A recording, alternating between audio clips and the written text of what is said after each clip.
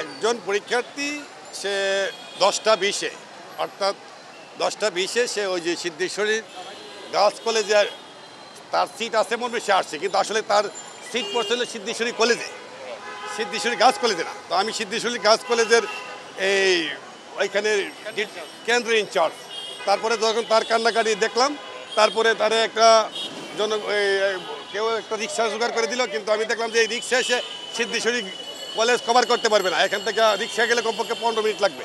তো আমি নিজের ফোনটা বের করে তারপরে ফোনটা দিয়ে তারা দিয়ে গেলাম। এখন আমাদের ডিউটির মধ্যে না পড়লেও মানবিক কারণে দেখা যাচ্ছে যে আমরা অনেক কিছু করোনার সময় করছি, এখনো করছি, ভবিষ্যতে না। কিন্তু আপনাদের যে পুলিশের কুইক রেসপন্স টিম যেটা থাকার কথা আপনাদের কেন্দ্রের সামনে কি ছিল না, যারা হচ্ছে এগুলো দায়িত্ব নিয়ে বিভিন্ন জায়গায় ঘুরতেছে, বিভিন্ন জায়গায় করতেছে, একটা কেন্দ্রেই তো কুইক রেসপন্স টিম দাঁড়ায় থাকে না, বিভিন্ন জায়গায় ঘুরে।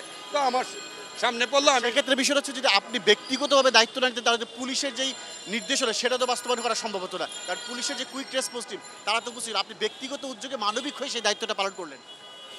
আমি মানবিক বিষয়টা ভেবে দায়িত্ব পালন করছি। আর পুলিশের কুইক রেসপন্স টিমও আছে, এরা বিভিন্ন জায়গায়, একটা কেন্দ্র না তো অনেকগুলি কেন্দ্র এরা ঘুরে ডিউটি করছে।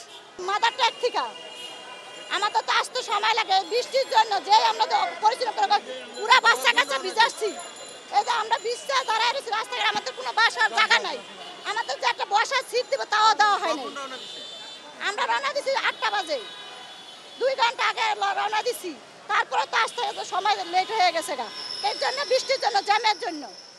2 ঘন্টা আসার পরও যদি আমরা সময় না পাই, ধরেন আমাদের কি করার আর।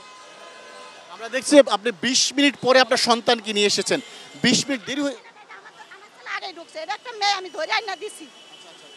কোথা থেকে ধরে নিয়ে দিয়েছেন? ওই যে সামনে থেকে সে খুঁজতেছে, আমি ধরে।